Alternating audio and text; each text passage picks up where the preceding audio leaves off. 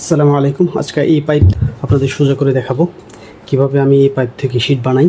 তো প্রথমে আমি এটা মাপ মতো কেটে নিয়েছি, অর্থাৎ প্রায় 1 ফিটের কাছাকাছি, 1 ফিট থেকে একটু উপর, প্রায় 14 ইঞ্চি বা 14 থেকে 15 ইঞ্চি, যাতে এই ওভেনটার ভিতর আমি সঠিকভাবে রাখতে পারি।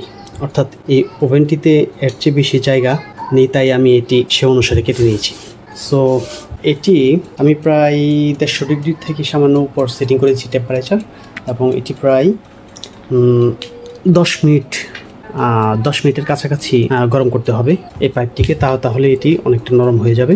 কিন্তু টেম্পারেচার যদি আরও বেশি রাখা হয় তখন এটি এর মধ্যে বাবলের তৈরি হবে। সো আপনারা সেদিকে অবশ্যই লক্ষ্য রাখবেন।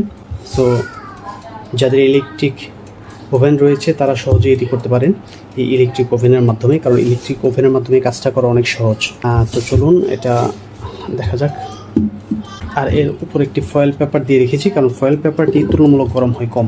যদি ফয়েল পেপার না দিয়ে সরাসরি আমি এই ওভেনের উপর রাখি তাহলে হয়তো বা অতিরিক্ত গরম হওয়ার কারণে এটি ওভেনের সাথে লেগে যেতে পারে। অর্থাৎ 150 ডিগ্রি টেম্পারেচারে ওভেনের টেম্পারেচার হবে আরও অনেক বেশি, অর্থাৎ মেটালের টেম্পারেচার হবে আরও অনেক বেশি। মেটালের সাথে সরাসরি যাতে এটি স্পর্শ না হয়, তাই আমি এর উপর একটি ফয়েল পেপার দিয়ে রেখেছি। আর এটি করার সময় আরেকটি জিনিস লক্ষ্য রাখবেন, যে কাটা অংশটা, এই অংশটা যেন সবসময় উপরের দিকে থাকে, তাহলে আপনার সুবিধা হবে। আচ্ছা, তাহলে তো দেখা যাক প্রায় 8 থেকে 10 মিনিট পর এটার কী অবস্থা ধারণ করে। আস্তে আস্তে নরম হয়ে এসেছে। নরম হওয়ার কারণে এটি ভারে একটু চ্যাপ্টা হয়ে গিয়েছে এক সাইড। আর অবশ্যই খেয়াল রাখবেন টেম্পারেচারটা যেন 150 বা 155-র কাছাকাছি থাকে, এর অতিরিক্ত যাতে না হয়। এর অতিরিক্ত হলে কিন্তু এর মধ্যে বাবল উঠবে এবং পিভিসি শীটটি নষ্ট হয়ে যাবে। এটি আপনাদের অবশ্যই লক্ষ্য রাখতে হবে। তো আপনারা দেখতে পাচ্ছেন এটি কিছুটা নরম হয়ে এসেছে। চলুন দেখি এখন পিভিসি টেম্পারেচার কত আসে সেটা আমরা পরীক্ষা করে দেখব।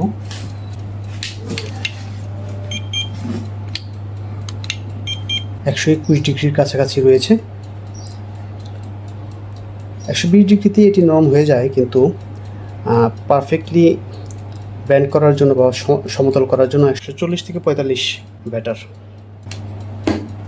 সো আপনাদের দেখাচ্ছি একটু, যে এখনই অনেকটা নরম হয়ে এসেছে। অনেকটা নরম হয়ে এসেছে, তো পুরোপুরি হয়নি, এর জন্য আর একটু সময় নেবে।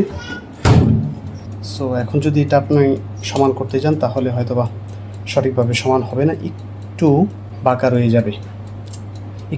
যাবে, তাই আমরা আর একটু অপেক্ষা করব। সো এখন একটু খুলে টেম্পারেচারটা দেখে নেব।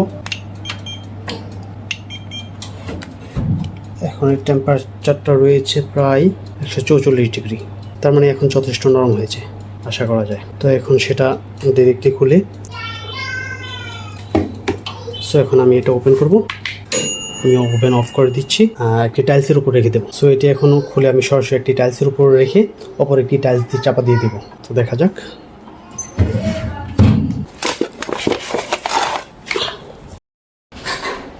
টাইলস দিয়ে চাপা দিয়ে এর উপর ভারী একটা কিছু রেখে দেবেন, যাতে এটি চাপ দিয়ে রাখে ঠান্ডা হওয়ার আগ পর্যন্ত। সো 3-4 মিনিট রাখলেই ঠান্ডা হয়ে যায়।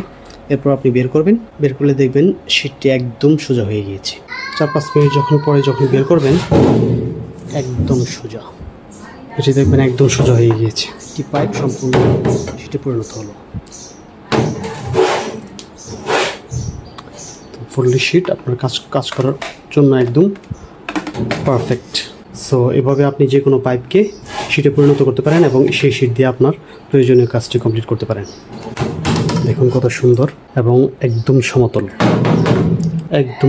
কোনো পার্থক্য নেই। যে কোনো কিছু আপনি সহজে তৈরি করতে পারেন প্রয়োজন অনুসারে কাটিং করে অথবা বাকিয়ে। সো এই জিনিসগুলো সম্পূর্ণ পিভিসি শীট দিয়ে তৈরি। আপনারা দেখতেই পাচ্ছেন পিভিসি শীট হতে কত সুন্দরভাবে বিভিন্ন জিনিস তৈরি করা যায় যদি একে সঠিকভাবে প্রসেসিং করে নিতে পারেন। এটি একটি গ্রাস কাটার বানিয়েছি, সম্পূর্ণ পিভিসি শীট দিয়ে তৈরি।